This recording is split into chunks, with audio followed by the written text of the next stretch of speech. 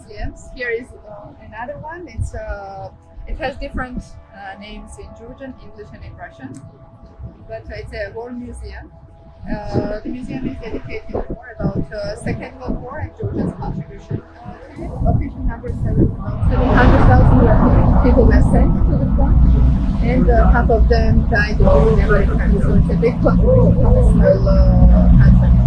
But the museum has another side as well. We talked about 2008 already, and you know that Gori was the epicenter of the war, and there was an aerial attack. They dropped the cluster bombs in the town, and some of it is kept at the museum. So it's a very emotional museum as well. But the Soviet mosaic you see here, it was done in 1985 to celebrate 50 years of the victory. And about the name, as I said, now it's called the War Museum. But before, they used the Great Patriotic, yes, which now many Georgian historians say that it's not right thing to call it this way by Georgians, because at the time we were also occupied by Russians and we were not fighting for our homeland. So it's a discussion how it should be. But also about the date, you see that it starts from 41. I see you know a lot from history, but yeah, I will also mention that Germany invaded Poland in 39, but there is this famous Molotov-Ribbentrop Pact, non-aggression pact between Soviet Union and Germany. So only in 41 Germany attacked Soviet Union and ended in 45. In Europe, it's celebrated on 8th of May. 9th of May in post-Soviet countries, also here, like usually veterans gather. But in reality, Second World War ended on 2nd of September when Japan signed the capitulation. And hammer and sickle, which is a symbol of Soviet Union and Union of Industry and Commerce.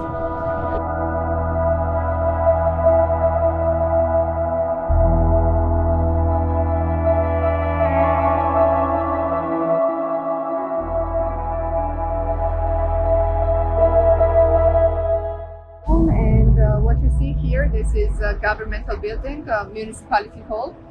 We can say was built in 1952. So you can see Soviet type of architecture. The first flags that you see, the first one is the regional flag of the Shid. So Gori is the administrative center of Shida country or inner country.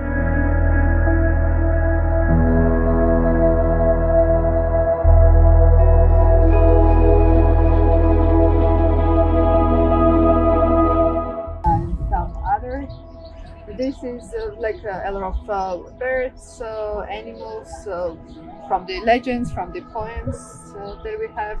This kind of patterns. These.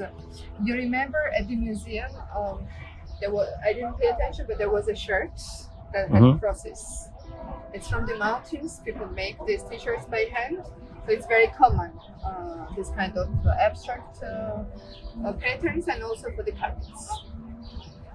Of course, grapes, also crosses. Georgia is a Christian country from 4th century, so one of the oldest. Yes, so this, one of my favorites. This is letter O, and the man, Tamada, the Toastmaster. Yes, with animal horn. And that's your deer. Yes, a lot of deers also. Yeah. But also, yes, here, not the fish, but up, because this the sun. Yes, sun symbol of eternity, which I showed you is on grave and on coins. Also, it's a national symbol of rugby team, and many times engraved on gravestones. Here, yes, on this line, if you follow up on a red background, there is Saint Georgi having the dragon. Yes, we have this statue on Tbilisi. You see? Yeah. Yeah, the golden one on Freedom Square.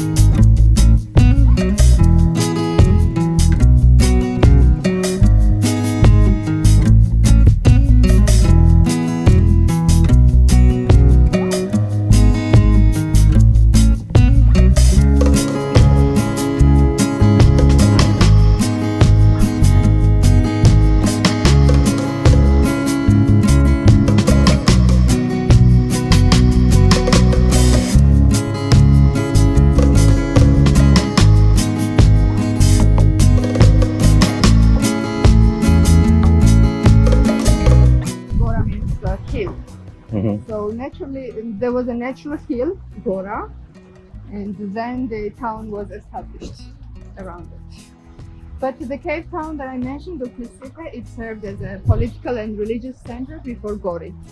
Gori started to develop as a town from 12th, 13th century, again when we had the king David Builder. Builder is a nickname because he was a powerful and very successful.